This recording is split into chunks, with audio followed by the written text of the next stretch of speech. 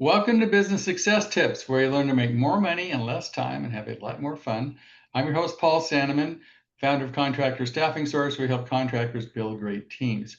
My guest today is Nitin Khanna, hope I got it right, from N3 Business Advisors. Now, you're a merger and acquisition guy, right? That is correct, Paul. Okay, so there's a lot of mystery around that, like private equity and all that kind of stuff. So tell me, what is it you do? So, Paul, we specialize in buying and selling construction businesses. So we facilitate the transaction. So we look for the buyers who want to buy a construction business, and we look for the sellers who want to sell the construction company, and we put the transaction together, bring the parties together, work as a quarterback between them, and facilitate the transaction. Okay. Now, this comes up a lot with, exit strategies and that kind of thing. So, I guess one of the questions is, let's take three categories of business, a service business, a remodeling business, and a home building. So service businesses. So I have a HVAC business, plumbing, some kind of roofing, some kind of business. How big do I have to be in terms of gross revenue, number of employees, and net profit to be of interest to you? So, Paul, our typical client is somebody who has a revenue between $1 million all the way up to $50 million. Now, Okay. having said that, I will tell you anything sells for the right price, right? Right. A Like real, business, you can always sell it if you're willing to sell for the right price, right? absolutely. So I can tell you when I started in this business, started my boutique firm 15 years ago, back in 2010, I put my hands on a $100,000 revenue business as well. Today, our business has grown. We sell companies which are a million revenue, $1 million in annual revenue, all the way up to $50 million. However, there are businesses which are being still sold for $100,000 in revenues as well. Of course, they will sell for a different value compared to a business which is doing 30 million in revenue. So let's say I'm going to do typical. Let's say I have a roofing company, right? Yeah. And I'm doing 3 million in revenue, which is like this pretty small roofing company. I've got 10 employees. Instead of using, why don't you tell our listeners how you figure EBITDA? Because some people don't know what that is. Good question. Good question. And you know what? There's a lot of gray area around that as well, because I have had conversations where people come to me and say, "Look, my cash flow is $3 million," and I get excited with when I hear that cash flow is $3 million. Later on, to find out that $3 million was just the revenue, right? Right. So EBITDA is basically the definition of EBITDA is earnings before interest, taxes, depreciation, and amortization. So what we would look at is we would look at the net income of a business, which is reported on the financial statements. We will add back the interest component of it, just in a case the business is financed with the bank money or some with the lender money. We'll add back the taxes to it. We'll add back the depreciation component to it. We'll add back the amortization to it. On top of it, we will normalize the financial statements. Now, what I mean by normalizing is we would look at some sort of expenses which are not relevant to the business, right? I'll give you Well, let's say my jet. I'm just being kidding. My yeah, camper. My third house. I mean, we all do what we can to make yeah, this a great country, because you can make a lot of your living deductible if it's legitimate business expense, yeah. travel, all that kind of stuff. Yeah. So, and sometimes And a very common example is I tell you, we sold a plumbing company many years ago, and the business was showing, I believe it was $4 million in revenues, and it was showing only 10,000 or $20,000 in profit. And when we dig deep into it, we realized that, the owner of the business was taking 700,000 just in salary. Now, it's his business. He can pay himself whatever salary he wants to, but he doesn't have to pay $700,000 salary. So that's where we come in and we will say we need to normalize it. We can look at two different businesses. One owner is driving, a 20-year-old Honda Civic, and the other guy has a plane to go visit the clients. right. We will have to adjust those numbers accordingly. So that is all which happens in the background to come to a normalized EBITDA number. So let's say if you're doing 3 million, if you're running it right, you should make at least 300,000, 10%. Plus, you're taking home a salary. Plus, you may have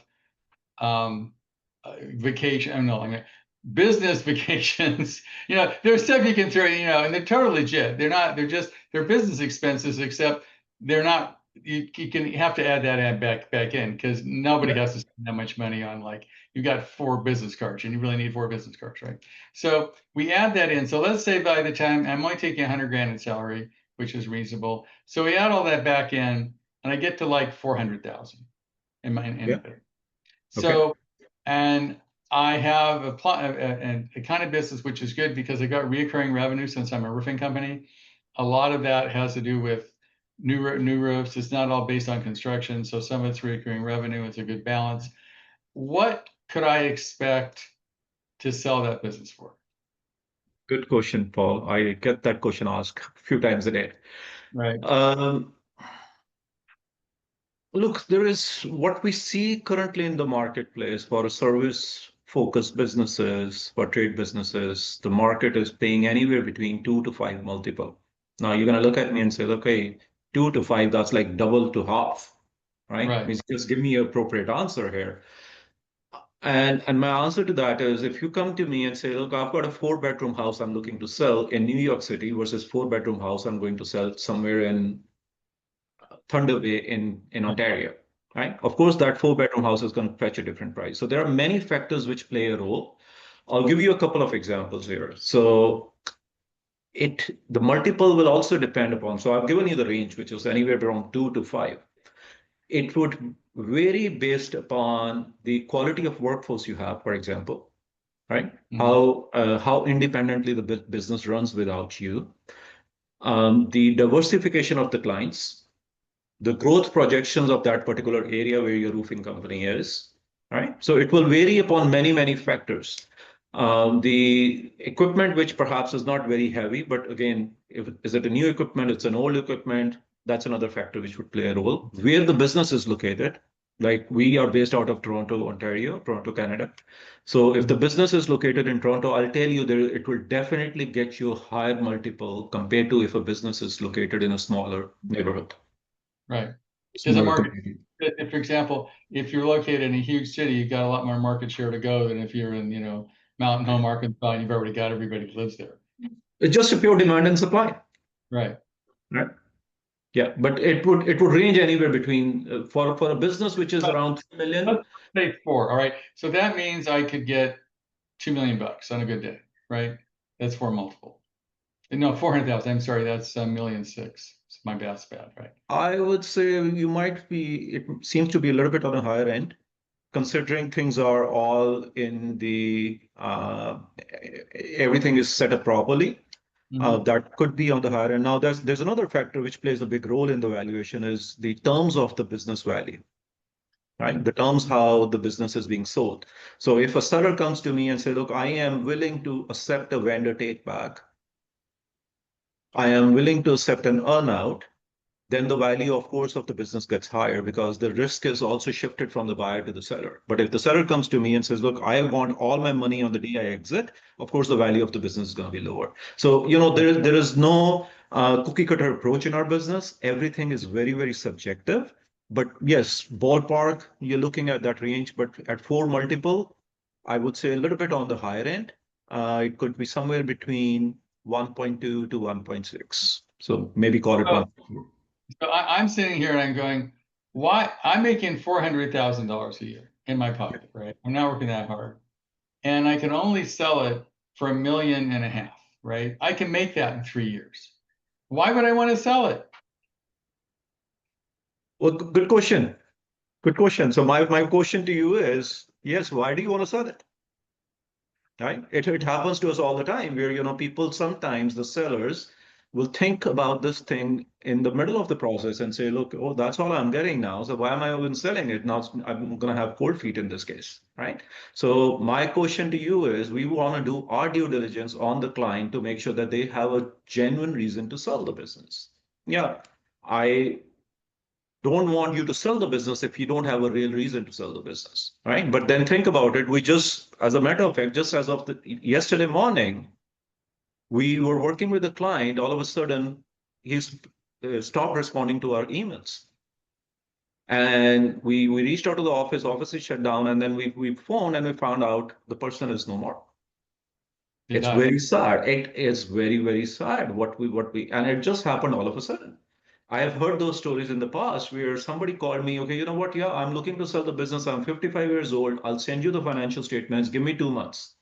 2 months go by, 4 months go by, 6 months go by, and then we find out some sad news, right? Right. So So things, life can be unpredictable.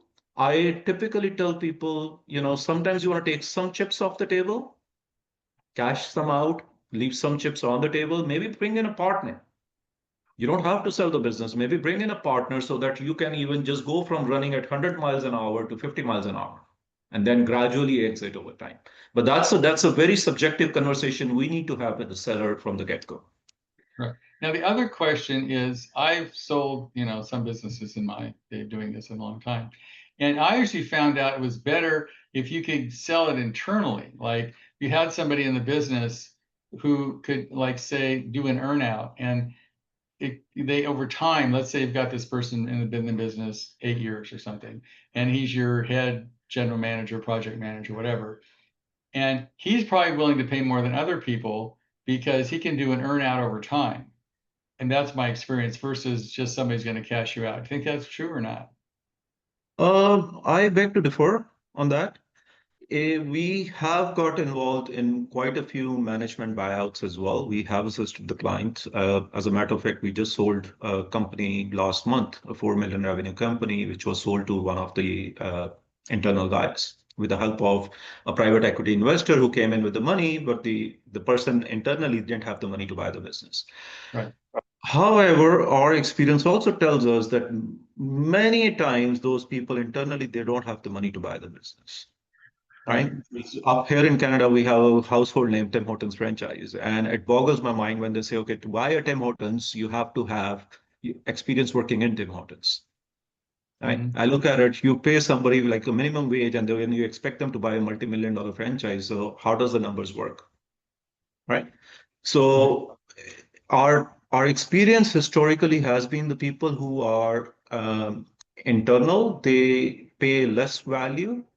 In most cases, the sellers don't want to depend on just the earnouts. They want to get their money upfront as much as possible. That's where our role comes in, where we look to talk to the seller and we try to get them as much money as possible upfront. Right. Now, also, it would make sense to sell it to a competitor, for example. Like if there's three roofing companies in town and you're one of the three big ones, one of the buyers might be another roofing company to sort of eliminate the competition. That happens, right? Yes and no. Again, depending on the size of the business, right? We find both scenarios where many times the competitor will come in and they would not want to pay the market value because they look at it and say, look, I'm going to buy a competitor. I'm going to kill one of the brands anyways. Mm-hmm. So where do they see the value? So that's where we come in as advisors and we look at it and, okay, where is the value in that business? Right? Is the value in the assets? Is the value in the workforce? Is the value in the brand name and so on? So there is no cookie cutter approach here. We Got have it. seen situations where a competitor will come in and lowball the price, and we have seen the situations where a competitor, for that particular reason, as you explained, would want to pay a higher multiple also, right? Now, one of the business that a friend and I sold, we sold it to some guy. I think we sold for a couple million because he wanted to get into the business. It happened to be a digital publishing business, right? And he got out with 4 or 5 million of his other company, and he was bored, and he wanted a job and something that was fun to do, and he had a bunch of cash. So, we sold it to him and he was happy because he got to do this new business, didn't have to start from scratch. He liked the industry, he had experience in the industry, and he had a bunch of cash. So sometimes you can do that. So I guess you're right. It's like real estate or anything else, you got to find the right buyer for the seller, right? That's the key. That's exactly the key here, right? So we look at it, and our role is we want to create the market for the business, put our client, the seller, in the driving seat to get them as many buyers as possible, so they can get the best deal out of the business here. Now, some people say, well, you should just hire an investment banker. Does that make sense or not to help sell your business? Yeah, so we are a branch of investment banking, M&A. Okay. Yes. So you can help out money. Now Yeah. let's say I well, I think the most would probably be somebody a service business that has recurring revenue, like a roofing company. Now, what if you're a remodeling company? Is it like hopeless, or can you get any kind of money for your business at all? No, we do sell those. Yes, absolutely. Can you Right. give me an example? Don't give me the name of a remodeling company you sold successfully.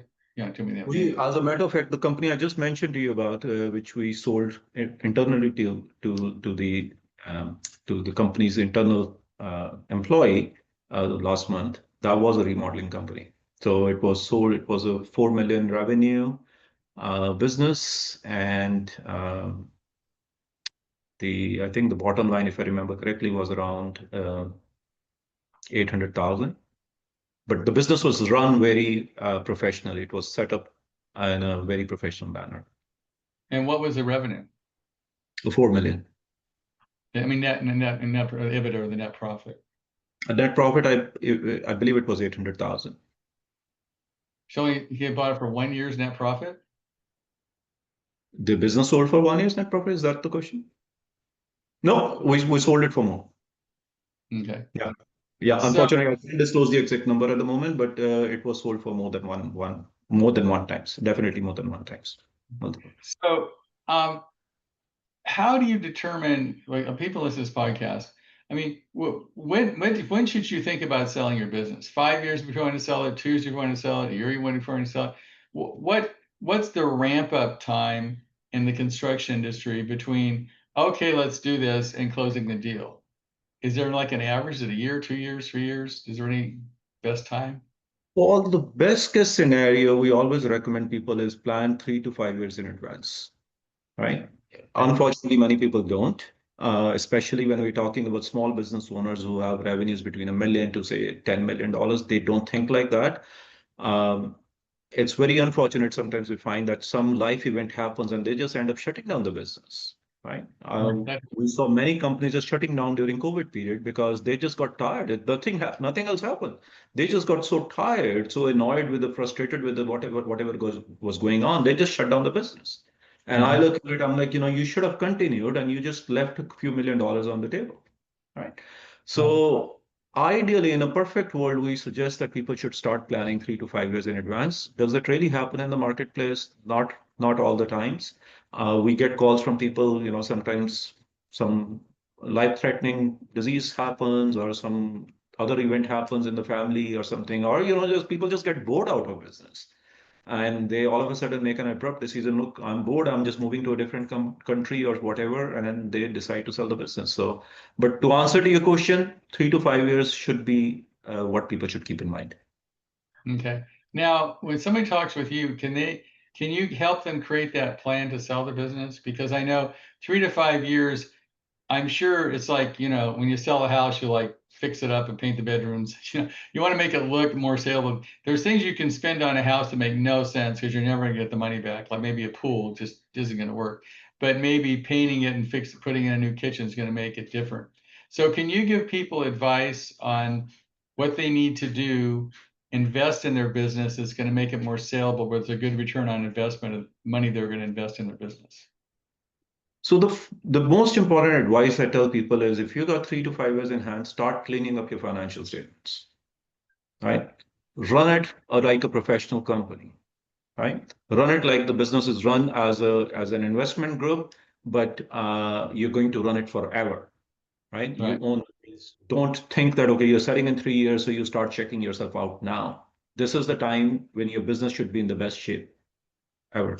But the most important thing we recommend people is start cleaning up your financial statements. If you got something which is, um, discretionary in nature, just get rid of it for now, starting now. Right. So now, so that's advice you give people. Now, I think there's a book called, what, Build to Sell. I'm not sure that's the exact title, but I think building your business like you're going to sell it is a good idea, whether you're going to sell it or not. Would you agree to that? Absolutely. Absolutely. Every business should always be ready to sell at any given time because you never know when an opportunity is going to knock on your door, right? My father always says death and customer can come anytime. Be ready. Right. So what you want to do is, and you can help people strategize, like, okay, that you can look at their business and say, hey, you need a general manager, your financials are messed up. your marketing plan isn't good. I mean, I know in the recruiting business, and I think people should recruit and market all the time, but unfortunately, a lot of small business people don't understand that. So you can give them advice on how to get their business in good shape to sell, even if they don't want to sell it. Is that true? That is correct. Yes. Yes. The other piece of advice I always tell people is maybe you should get some sort of a business coach. We don't do the business coaching at this point, but I tell people get some business coach, help get their help to put some business processes in place, systems in place, because that's very important when you're setting a business also, right? Right. And when I say clean up the financials, if you got good systems in place, that will help you to clean the financials. Right. I mean, I think it's the value of a business is a lot based on predictable revenue, right? Which is true. Yes. So, the problem with a contractor, I mean, at least a home builder, is you're only good, especially a small home builder, you're only as good as your next client. You know where the client's coming from. Where if you're a larger home builder, you have a pretty, let's say you're doing, 100 houses a year, it's more predictable than doing four, right? I would agree with that statement. Yes. So now, is there any way if I'm a custom builder and only building 8 or 9 houses a year that my business is worth anything? As I said before, Paul, anything will sell for the right price, right? Everything is worth something, right? Okay. If you only building 1 or 2 houses a year, yes, it is sellable. Have we sold something like that in the past? Yes, we have. It just all depends on how we structure the transaction, how much we ask for the transaction, right? Somebody building 1 or 2 houses a year will be able to demand way less amount in the marketplace compared to somebody who's making 100 houses a year, right? Right. How you structure the transaction. If you got only, 1 or 2 subcontractors and you are the person who is just a point of contact for everything, it's impossible for you to hand over the keys and just walk away from the business, right? How we structure the transaction is, yes, how long your transition period is going to be. Of course, if the business depends on you, the transition period has to be much longer. So, how do you charge your services? So our fee is primarily based on success fee basis. We do take a small retainer when we sign the client, but that is only once we sign the client and we agree that we are good fit for each other. Our initial consultation is always free.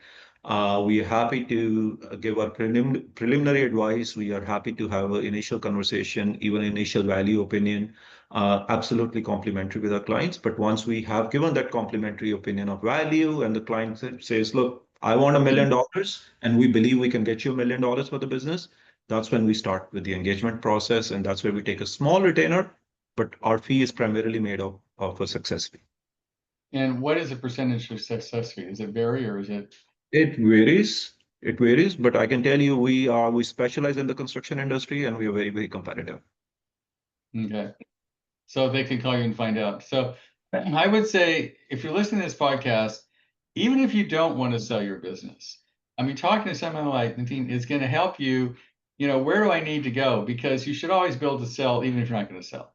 And he'd be happy to advise you, well, you're not sellable because it's not predictable, your marketing isn't straight, your employees are messed up, you're too involved in the business. If you leave, the whole thing's going to collapse. Typical things contractors do. And I'm sure he can give you some solid advice on what you need to do to get it ready to sell if you want to sell it. And that would be the complimentary thing, right? Just that basic initial consultation. Absolutely. We'll be more than happy to help. Cool. Well, thank you, Nitin. I appreciate your time. And how do people get a hold of you if they want this, like, to talk to you about how that would work? So Paul, they can reach out to me on this. They can email me directly on my email address, which is Nitin, Nitin at n3business.com. If somebody is looking to buy a construction business, they can visit our website. It's n3business.com. We do put most of our mandates on our website. Some are extremely confidential. They're not on the website, but that also depends. If they reach out to me, we can always look at what is a good mandate for them and we can assist them accordingly. But as I said before, our initial consultation, our opinion of valuation is completely complimentary. We are happy to help. Email again is Nitin at n3business.com. Or they can go to your website, which is n3business.com, right? That is correct. Okay, thanks, Nitin. I appreciate your time. And I would say if you listen, I'm sure everybody is curious, like, well, is it, what are you in? And what it's an hour or an hour and a half with Nitin, you're going to at least know more than you know before you talk to him. So I definitely suggest giving him a call. Thank you, Paul. Sincerely appreciate it. Appreciate it.